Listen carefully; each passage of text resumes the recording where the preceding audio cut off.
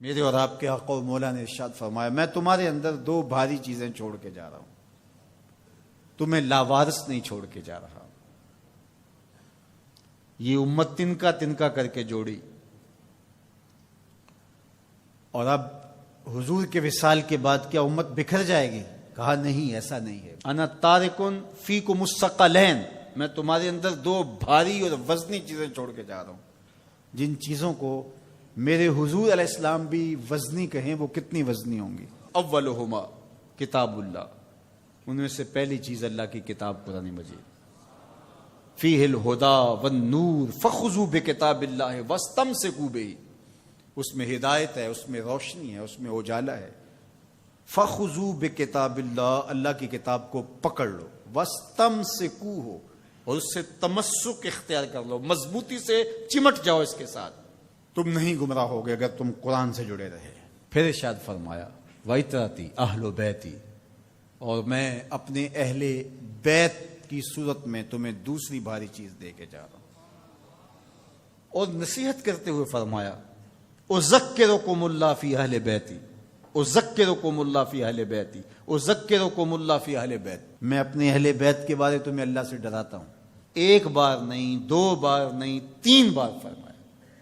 پہلے ان دو کو الگ کر کے مخصوص کیا، یہ کافی تھا، ان کو بھاری کہا، اس سے اہمیت کو 4 چاند لگ گئے، اور پھر اذکرکم اللہ، اذکرکم اللہ، اذکرکم اللہ، ایک مرتبہ کہہ دینا کافی تھا، یہ تیسری اہمیت تھی، لیکن 3 مرتبہ کہہ کے کس احتیاط کے مرتبے پہ رکھا اہل بیت کو کہ کہیں تمہاری زبان معمولی سی لغزش بھی نہ کھا جائے، دیکھنا کہ میری اطرت کون ہے، ان کو نسبت کس سے ہے، ان دو کے دامن کو مضبوطی سے پکڑ لو، میں محمد ضمانت دیتا ہوں کہ تم کبھی بھی گمراہ نہیں ہو، لن تضلوا بعدی ابدا، تم کبھی بھی گمراہ نہیں ہو سکتے۔ میرے تو حضور نے ضمانت دی تھی کہ تم کبھی بھی گمراہ نہیں ہوگے، اور یہ امت 72-73 فرقوں میں بٹ گئی۔ حضور نے تو کہا تھا تم کبھی بھی گمراہ نہیں ہوگے، تو یہ 72 اور 73 فرقوں میں کیسے بٹ گئے؟ تو حضور نے ضمانت اس شرط پہ دی تھی کہ ان 2 چیزوں کو مضبوطی سے تھام لو، تم کبھی بھی گمراہ نہیں ہوگے۔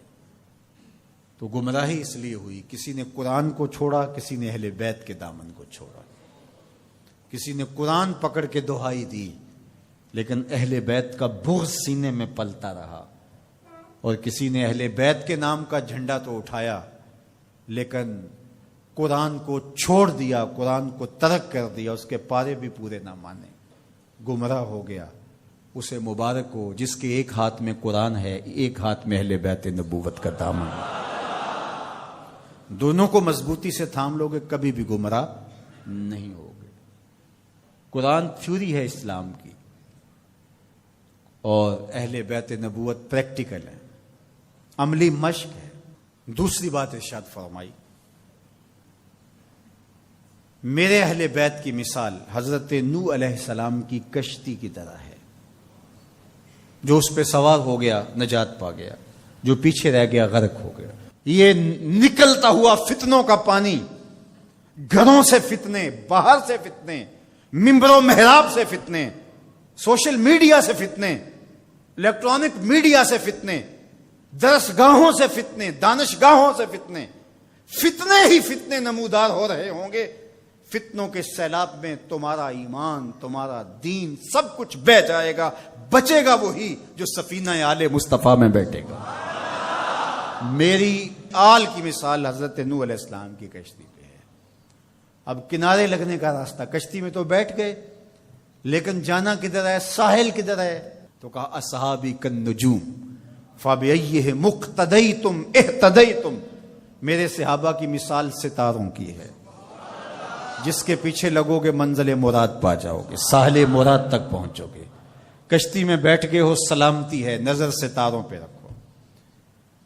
جو ستاروں پہ نظر تو رکھتا ہے لیکن کشتی پہ نہیں بیٹھتا، اپنے بازوؤں پہ اعتماد کرتا ہے، مجھے نہیں ضرورت، تو وہ کتنی دیر اس سیلاب میں تیرے گا؟ کسی تیز تھپیڑے کی نظر ہو جائے گا، جاں گواہ بیٹھے گا، ایمان گواہ بیٹھے گا۔ اور جو کشتی میں تو بیٹھ جاتا ہے، کہتا مجھے ستاروں کی ضرورت نہیں ہے، تو وہ گھومتا رہے گا ان تھپیڑوں اور ان بھنوروں کے اندر، منزل مراد اس کو نصیب نہیں ہوگی۔ تمہیں مبارک ہو، تم اہل بیت کی محبت کی کشتی میں بیٹھے ہو، نظر ابو بکر و عمر پہ ہے، نگاہیں عثمان و علی پہ ہیں، نظریں اصحاب رسول پہ ہیں۔ یہ میری اور آپ کی خوش بختی، ہمیں صحابہ کا نام بھی ٹھنڈ پہنچاتا ہے، اور ہمیں حضرت امام حسین کا ذکر بھی تسکین دیتا ہے۔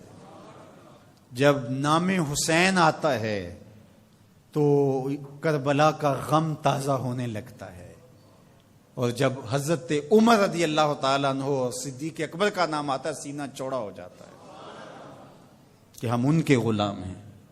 مولا کائنات سیدنا علی المرتضیٰ کی بات آتی ہے، روحیں سرشار ہو جاتی ہیں۔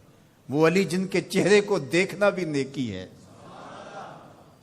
ان کا نام بھی تسکین قلب کا ذریعہ ہے۔ تو اصحاب اور اہل بیت یہ کوئی منافات نہیں ہے، مشکات نبوت کی دو کرنیں ہیں، سینہ محمد سے پھوٹتی ہوئی ضیائیں ہیں، حضور علیہ الصلوۃ والسلام کے فیضان کے دو رنگ ہیں، گلشن محمدی کے کھلے ہوئے دو پھول ہیں۔ تو ہم صحابہ کی عظمت کو بھی سلام کرتے ہیں، اہل بیت کی عظمت کو بھی سلام کرتے ہیں۔ یہ بد نصیب دن پاکستان بنے ہوئے 73 برس بیت گئے، یہ ہمیں اس مرتبہ دیکھنا پڑا کہ صحابہ کو بازاروں میں گالیاں دی گئی، استغفر اللہ۔ حضرت ابو بکر صدیق رضی اللہ تعالی عنہ سے لے کے حضرت امیر معاویہ رضی اللہ تعالی عنہ تک حضور کا ہر صحابی عظمتوں کا مینار ہے، رفعتوں کا بام عروج ہے، اور ان کی تعظیم اور ان کی تکریم ہماری زندگی کا حصہ ہے۔ یار صحابی تو وہ ہے جس نے حضور کی صحبت پائی اور ایمان کی دولت سے مالا مال ہوا، وہ مٹی جو حضور کے نالین سے جڑی ہے وہ بھی ہماری آنکھوں کا سرما ہے۔ تو بات چل رہی تھی کہ یہ دین ادب کا دین ہے، لیکن بد قسمتی سے یہ باہر سے جو شرارتیں ہو رہی ہیں وہ تو ہو ہی رہی ہیں، لیکن ان دنوں میں جس پہ بات کی جا رہی ہے یہ تو کلمہ گو لوگوں کی کہانی ہے۔ سیدنا صدیق اکبر رضی اللہ تعالی عنہ کی تکفیر کرنے والے بظاہر کلمہ نہیں پڑھتے، صحابہ کو ننگی گالیاں دینے والے کیا کلمہ گو نہیں ہیں؟ اور منبر پہ بیٹھ کے ایک طرف اسی اسلام آباد کے اندر حضرت سیدنا صدیق اکبر رضی اللہ تعالی عنہ کی تکفیر کی گئی، دوسری طرف اسی اسلام آباد کے اندر یزید کو حضرت یزید امیر المومنین کہا گیا اور اس کے قصیدے پڑھے گئے۔ یہ انہی دنوں میں ہوا۔ یہ دو انتہائیں ہیں۔ میں آپ کو پھر مبارک دیتا ہوں، میں آپ کو 1000 بار مبارک دیتا ہوں، میں آپ کو 1,00,000 بار مبارک دیتا ہوں، میں آپ کو کروڑوں مرتبہ مبارک دیتا ہوں۔ تمہارے ایک ہاتھ میں قرآن ہے، دوسرے ہاتھ میں اہل بیت رسول کا دامن ہے۔ تمہاری ایک آنکھ صحابہ ہیں، دوسری آنکھ اہل بیت ہیں۔ تمہارا سینہ ابو بکر صدیق کے نام سے بھی ٹھنڈا ہوتا ہے، مولا کائنات سیدنا علی المرتضیٰ کے نام سے بھی ٹھنڈا۔ حضرت سیدنا علی المرتضیٰ فرماتے ہیں حضور نے میرے بارے میں فرمایا، مسند احمد میں روایت ہے، مشکات میں ہے، نہج البلاغہ میں ہے۔ اگر کوئی مسند احمد اور مشکات کو نہیں مانتا تو وہ نہج البلاغہ کو مانتا ہے، اور اگر کسی کو وہاں تحفظات ہیں تو وہ یہاں حدیث موجود ہے۔ ان سب کتابوں میں، طرفین کی کتابوں میں یہ حدیثیں موجود ہیں۔ حضرت علی خود روایت کرتے ہیں حضور نے میرے بارے میں کہا تیری مثال حضرت عیسیٰ کی ہے۔ یہود نے ان پر تہمت لگائی، ان کی ماں پر تہمت لگائی اور ان کے قتل کے درپے ہوئے، ان سے بغض رکھا، اور عیسائیوں نے، نصارہ نے اتنا مانا کہ ان کو ابن اللہ کہہ دیا، اللہ کا بیٹا قرار دے دیا۔ اقانیم ثلاثہ میں سے ایک اقنوم کہا الوہیت مکمل ہی نہیں ہوتی جب تک یہ جز شامل نہیں ہوتا۔ تو کہا ایک بغض رکھ کے برباد ہوئے اور ایک مبالغہ کر کے برباد ہوئے۔ حضرت علی المرتضیٰ نے فرمایا کہ میرے بارے میرے آقا نے فرمایا یہلک فی رجلان محب مفرط و مبغض۔ علی تیرے معاملے میں آ کے 2 لوگ برباد ہوں گے، ایک محبت کر کے برباد ہوں گے، ایک بغض رکھ کے برباد ہوں گے۔ یہ ترازو ہے، اس پہ آپ اپنے آپ کو تول سکتے ہیں۔ کہیں حضرت علی کا نام دل میں کوئی رنجش، کوئی بے چینی، کوئی اضطراب پیدا تو نہیں کرتا؟ اور کہیں حضرت علی کی محبت صحابہ کے بغض کی نشأت کا ذریعہ تو نہیں ہے؟ حضرت علی کا نام لیں تو باقی اچھے ہی نہ لگیں، اور اگر آپ ترازو کے دونوں پلڑے دیکھتے ہیں ٹھیک ٹھیک تول رہے ہیں. کسی نے ذکر حسن حسین کا کیا تو روح سرشار ہو گئی، سیدہ فاطمہ تو زہرا کا ذکر ہوا آنکھیں ادب سے جھک گئیں، حضرت ابو بکر کا نام آیا تو دل عقیدت سے جھک گیا. تو جب ہم یہ اپنی کیفیت دیکھیں گے تو اللہ کا 1000 بار نہیں کروڑوں بار شکر ادا کریں گے. تو ہم کہتے ہیں صحابہ آپ کی عظمت کو بھی سلام، اہل بیت آپ کی عظمت کو بھی سلام. میرے اور آپ کے حق و مولا نے ارشاد فرمایا میں تمہارے اندر 2 بھاری چیزیں چھوڑ کے جا رہا ہوں، تمہیں لاوارث نہیں چھوڑ کے جا رہا. یہ امت تنکا تنکا کر کے جوڑی،